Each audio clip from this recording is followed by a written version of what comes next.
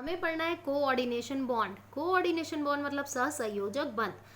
9वीं या 10वीं में अगर आपने सहसंयोजक बंध के बारे में बहुत अच्छे से पढ़ा है तो बहुत अच्छे से समझ आ जाएगा। तो उसमें एक नाम सुना होगा जो लुईस संरचना थी, और लुईस ने दिया था बिंदु संरचना। बिंदु संरचना क्या होती है?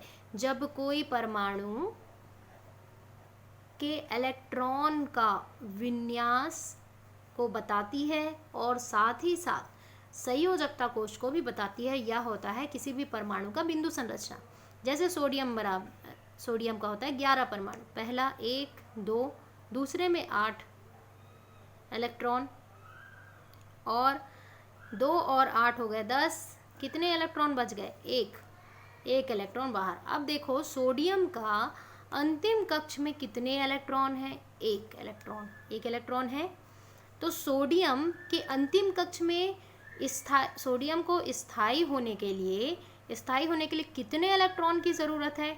7 इलेक्ट्रॉन की ज़रूरत है। अब सोडियम 7 लोगों से भीख तो नहीं मांग सकता, ना वो कर्ज ले सकता है, मुश्किल से 1-2 लोगों से कर्ज लेगा। तो सोडियम क्या करेगा? इस इलेक्ट्रॉन का त्याग कर देगा, जिसके कारण ये वाली कोश खत्म हो जाएगी और सोडियम का ये 2 कोश बचेगा, और इस कोश में 8 इलेक्ट्रॉन है, मतलब सोडियम स्थायी हो जाएगा।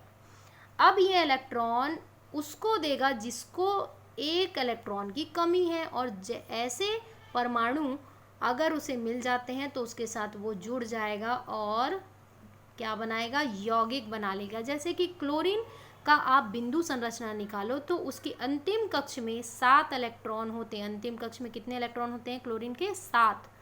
और होने कितने चाहिए स्थायी होने के लिए? 8। क्लोरीन को 1 इलेक्ट्रॉन की कमी है, सोडियम को 7 इलेक्ट्रॉन की कमी है। दोनों, अब क्लोरीन क्या करेगा?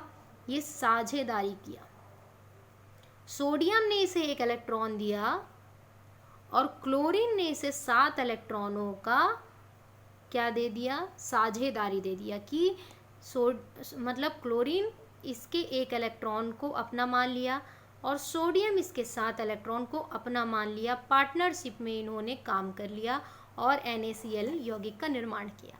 यही होता है कोवैलेंट बॉन्ड, सहसंयोजक बंध, जिसमें आप साझेदारी से जुड़ेंगे। ठीक है, तो इस अध्याय कोवैलेंट आपका होमवर्क ये है। सहसंयोजक का डेफिनेशन आपको लिखना है। 2-3 चीज़ों का होमवर्क दे रही हूँ आपको, इस तरीके से बनाना है। जैसे मैग्नीशियम ऑक्साइड के बंध निर्माण को समझाइए, सोडियम क्लोराइड के बंध निर्माण को समझाइए, क्योंकि दूसरे अध्याय में भी आप क्लियर पढ़ चुके हो।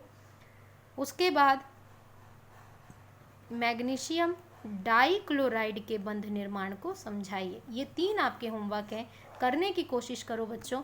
नहीं आता समझ में तो आप मुझे पूछ सकते हो, मैं इसके वीडियो 1 बना के भेज दूँगी।